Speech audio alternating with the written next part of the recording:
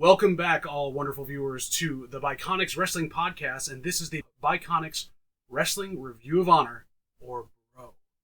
I am JVL, here alone today. Mikey is out on assignment, and of course, that means I'm here with you. And together here, we're going to review ROH for Thursday, August 3rd, 2023.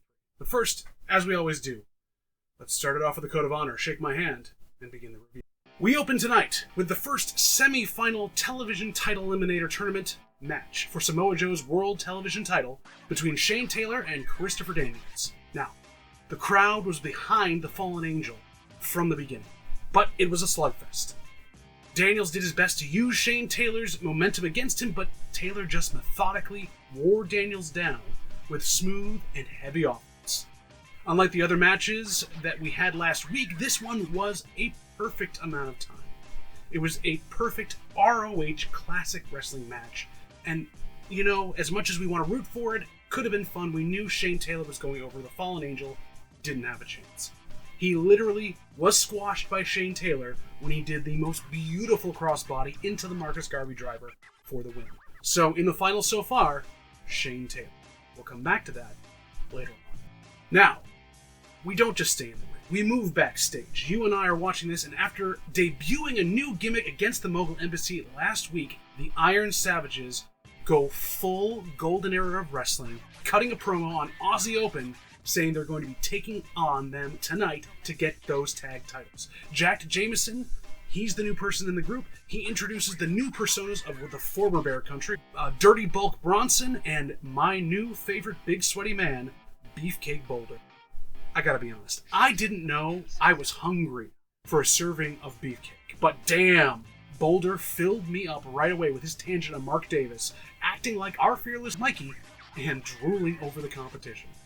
You know, I love it when an act leans into their own personality and humor, and you know, from this coming out of it, I want to be savaged by Iron more. Then we're back to the ring.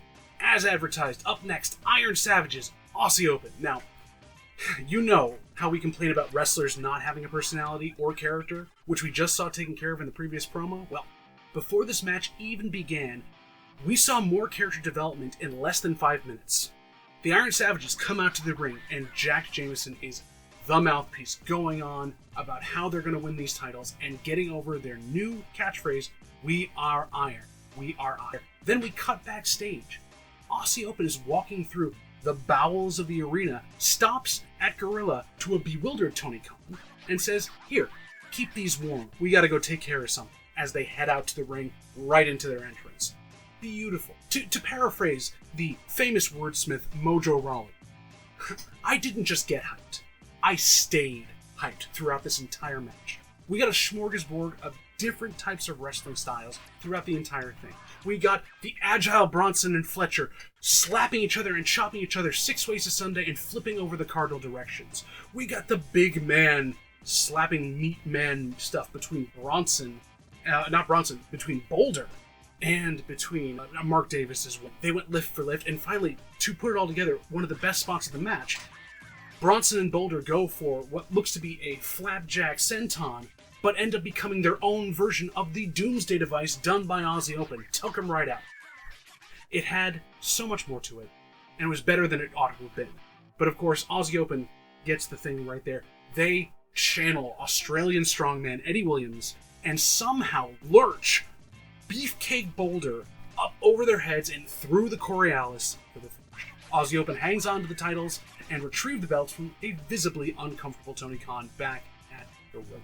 Chef's kiss. Now we move on farther backstage into the bowels of the arena for promo time with our favorite board member, Stokely Hathaway. Stokely jokes that because this Eliminator tournament has been so successful overall for the last couple of weeks, which I disagree with, as last week was too many matches at once and pretty much all squashes, he says he's going to create another one next week because why not? Let's keep it going toward Joe. But before this can be addressed, Dalton Castle appears to accuse Stokely Hathaway of costing him the World Television Championship at Death Before Dishonor, which, honestly, he did. And he also accuses him of keeping him out of this tournament because Joe is scared of Dalton Castle. Well, you know, Hathaway responds by giving us an ill-timed Jussie Smollett joke, which honestly landed about as well as the Elite versus Jarrett and Lethal on Dynamite yesterday. Go back and watch our review on that. It was utterly terrible. When, just before Dalton was about to assault Hathaway for what he was saying, Samoa Joe enters from some unseen door and sets up a tag match between Dalton's boys, Brent and Brandon, and himself and Stokely Hathaway for 2 weeks. And I can tell you, I wasn't sure how this Authority storyline putting board members in was going to work on ROH, but man, I am here for this now. Like, Mikey, you need to get back here soon because in 2 weeks, it's going to be nuts. Alright, folks, I know it's early in the evening. This is a large card for ROH, but this was my match of the night. It was the Pure Rules Championship match between Katsuyori Shibata and Josh Woods. Now, I do have to confess something to you loyal watchers. I know we don't know each other very well, we're getting there, but I think I'm falling in love. No, not with Shibata or Josh Woods, though. Both of them are truly spectacular. But not with Mark Sterling, although having him be my personal mouthpiece might be an experience. No, dear friends, I'm falling in love with the Pure Rules wrestling matches. Each time I see one, it's a unique experience, never using the rules in the same way twice. And if you want storytelling in your wrestling, you definitely do. And if you're wrestling Pure Rules, you have to have the storytelling be in the wrestling. It just has to be inside of it because you can't build it as much on the outside of the sports entertainment. So, two of the best in the ring tonight telling a humongous story. To begin, this match came alive as Josh Woods came out for his entrance with Mark Sterling, healing it up, running down everything that was going on. How last week, Josh Woods had basically booked this match because he used Shibata's moves in front of him in a Pure Rules match to goad him on and he could do it better. We knew once Shibata got in there and this would go back and forth, it'd be a very back and forth match. It's kind of like cheating on your partner on a seesaw. You know, it's just a back and forth affair, really, is what it is. But they traded holds, they traded blows, one after the other, controlling the wrist, never letting the other get the upper hand. Literally, never getting the upper hand. Finally, the match turned when Woods turned and hit a PK on Shibata sitting down, and the champ rolled through it, stood up, and went full-on Shibata. So there was a lot of kicking back and forth, a double scissor kick knockdown, which then got them back up, and finally Shibata took advantage of Mark Sterling getting up onto the mat and trying to get in the way by giving Woods a PK of his own, knocking him out, pinning him 1, 2, 3, clean. This was like the elusive unicorn of matches. Stellar action without a high work rate. Something you don't see every day. Take a second, go back, watch this for yourself. Match of the night. Now, after the match, there was a genuine show of respect between the champ and Josh Woods. There was a handshake, and then Woods bowed to Shibata, showing him the most utmost respect. Then on the ramp, Mark Sterling, a little bewildered at this because obviously Woods is meant to be a heel. How is this playing out? Is there going to be a breakup with the varsity athletes? I certainly hope so for Josh Woods' sake, but we will have to see there. But you know what? Tony, I gotta say to you, I can only get so invested in more storylines, so please continue to get. Well, after that intense match and intense gone back and forth, we had to move on to something else. We had seen Dalton Castle earlier the night, and now he's coming out for his match against the Reality Zach Clayton. Dalton Castle continues to hoard all of the personality in ROH. He sweats charisma in some glittery excellence everywhere he goes. And however, as much as I am invested in Dalton Castle and the boys, I want to see this happen. This match was a waste of him on the show. It was sticking him in a glorified squash match with Zach Clayton. And, I do like that when the potential jobber gets an entrance and a flurry of blows at the beginning to show that he still has some stuff to him. It seemed like Zach forgot how his legs worked the entire time in the match. He was all just forearms and punches, fighting like my brother and I used to. Forearms and punches. Also that reminds me of the time that I lived in Chicago in Boys Town for years. I wonder why. And Dalton pulls out the victory with a ginormous bangarang, which, as commentary described, also, he won through the power of the peacock, which, as everyone knows, comes from being a ginormous After that glittery squash match, we find ourselves back in the backstage area with an insanely moist Josh Woods. He's asked about his reaction to the end of the Shibata match, and the man, honestly, can't even take 2 seconds to find a towel in the back to towel off. Josh ran down his accomplishments and how they got him to ROH, and how they had not helped him as he had taken on every one of the male champions in the company and failed. He then said something's gotta change going forward, which hopefully means a break from the varsity athletes, because this man can run on his own.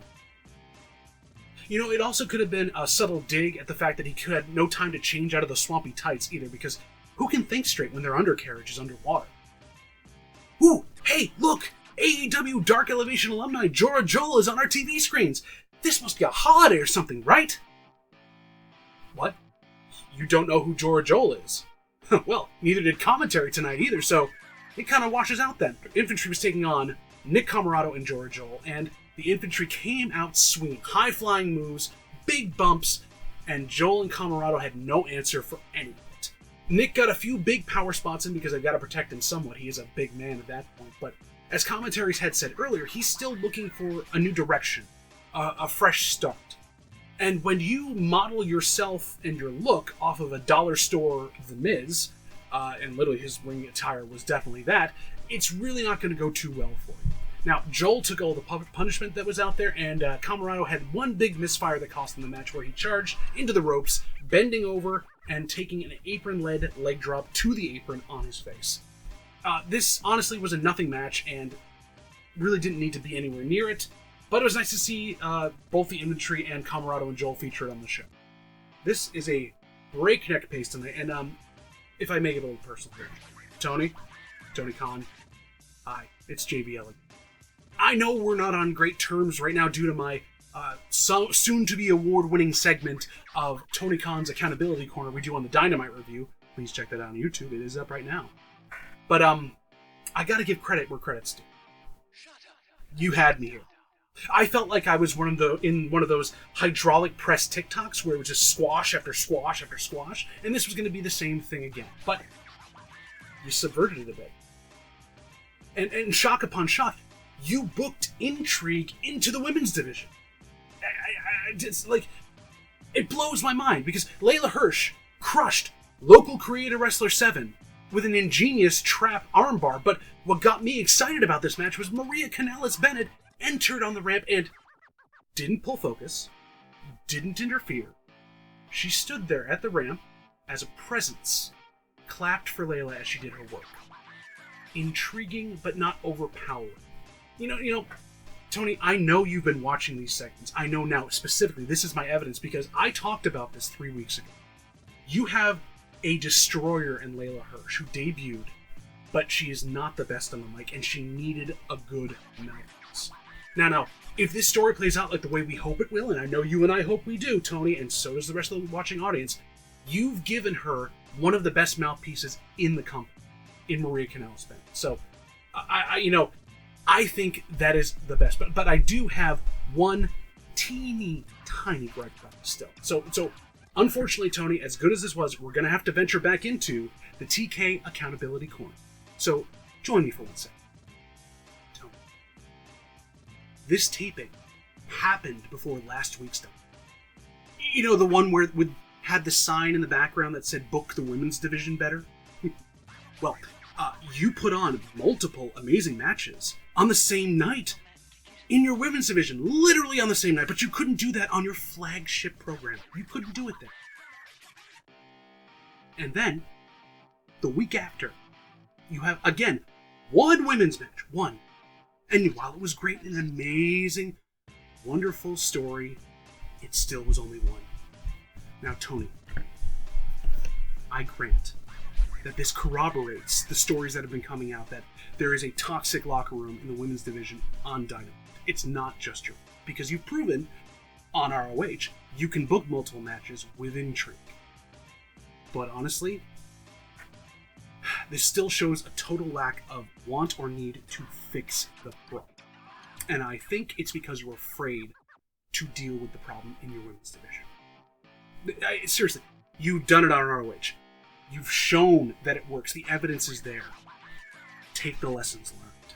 Bring them to Dynamite. Bring people to Dynamite. And put everything to bed. Get better with your product. Because if you don't learn from your mistakes soon, you're going to lose any of the goodwill that you have left. I know people aren't watching ROH as much as you would want them to. You kind of buried them as this other brand. But Tony, when this gets out and people see what happened tonight, as well as other nights going forward, look at even the Athena and Willow match, you've shown you can do that. And you've shown you have leadership capability. Seriously. Fix your booking and book the women. And that's been TK Accountability Corner for ROH. Whew, sorry about that, folks. I had to have a chat with my best friend Tony. He loves my input, but anyway, summing up the match. Layla Hirsch is a monster, and Maria Kanellis is going to fully unleash her on ROH. And I am here for it. Sign me up. Now, the jokes write themselves every week, folks. Gravity gets the better of all the high flyers around ROH. Yeah, it does. Oh, and the Luchador Gravity also wins a lot. Except against Pac on both counts, because we know that bastards in general defy the laws of any type of physics. That's just how they're built. We can't do anything about it, so Pac, good on you. You beat Gravity.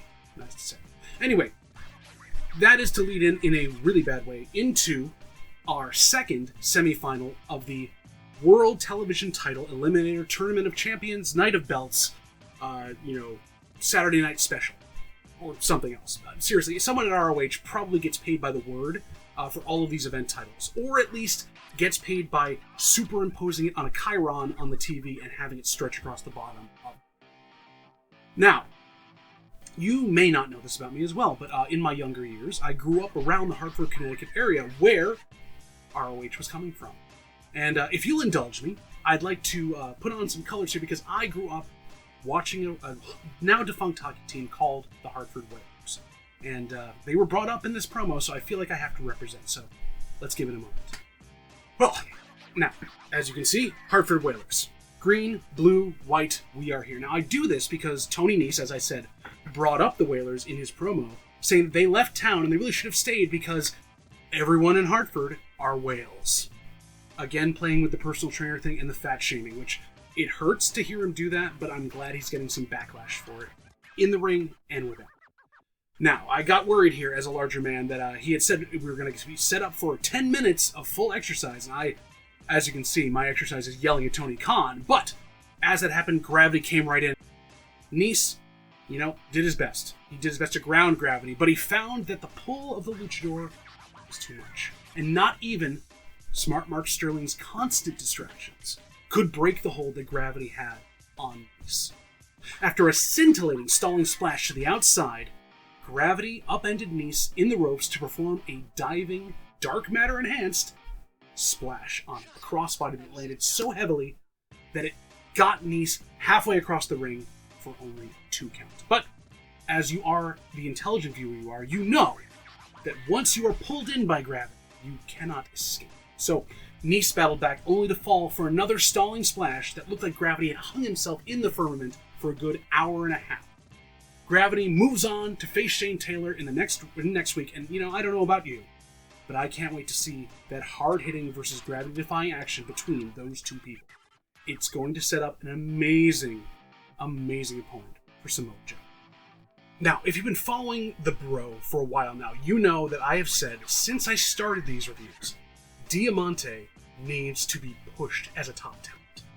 Well, week after week, she's been building up cred as a tough-as-nails badass, but not simply the heel that everyone thinks she is. She is brutal in the ring. She is a champion in waiting, and honestly, that was never showcased on Dark or Dark Elevation for years when she was there. Now, Athena, as a champion, has needed that kind of test against someone in her own vein. Ruthless, aggressive, but not ruthless aggression, because that's terrible. So we'll stay with ruthless and aggressive. Perfect there. Fellow ringers. Fellow honorers? Children of the Of. We've got something we have deserved here. A fun and action-packed women's championship match on ROH TV with one of our favorites, Diamante. Now, Athena had the crowd in the palm of her hand the entire time. They would chant for her. They were giving her all the love because she was flipping out, not caring about anything that Diamante was doing. And Diamante, she played her part well as well. She was the tweener getting more and more frustrated with Athena's antics. And it turned into an extremely technical bout, which you rarely see nowadays in even most of the regular matches. There were a few high spots, including a fantastic reversal of Athena's finisher, the O-Face, into a Chaos Theory rolling German suplex, which was just as smooth as Chad Gable has been doing on WWE. And the next after that, Diamante showed that she had been watching the tapes of Willow versus Athena because she rolled out of Athena's crossface into a pinning predicament that didn't go anywhere, unfortunately. Now, anticlimactic. After this, Athena pulled out a win with a surprise roll-up / stacked pin. Clean. Pinned Diamante clean. Wasting all the work that she had done.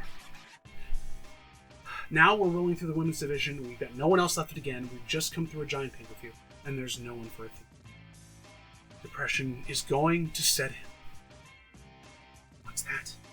Is that the light of optimism down the way? Because after the match, Athena didn't beat Diamante up. She set her up for it. She had the belt on the ground. She was ready to throw her into it. And she stopped.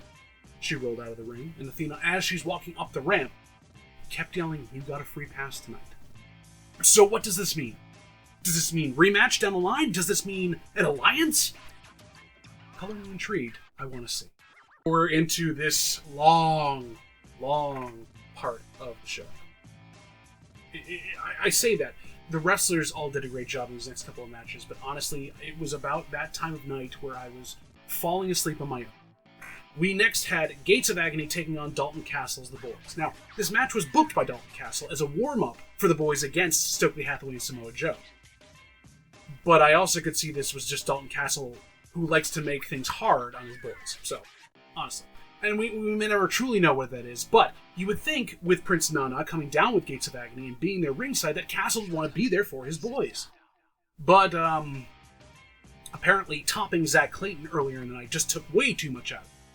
Without that backup, we knew that the boys were not winning this match. Was not going to happen. Basically, it was going to be another glorified squash, so let's jump back in that hydraulic press, because here it goes. Brent and Brandon, they did what they could, but as the GOA has proven every week, they are one of the dominant physical forces in ROH, easily dispatching points.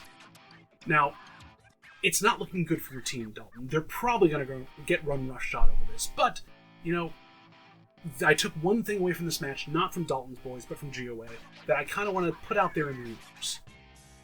The GOA had a stellar outing last week against Iron Savages as they were going for those trios championship. They were with Brian Cage. It was Mogul Embassy. I think another big match coming up needs to be another match for those trios championships between Mogul Embassy and have it be a triple threat with Iron Savages and bring in Aussie Open with Jeff Cobb.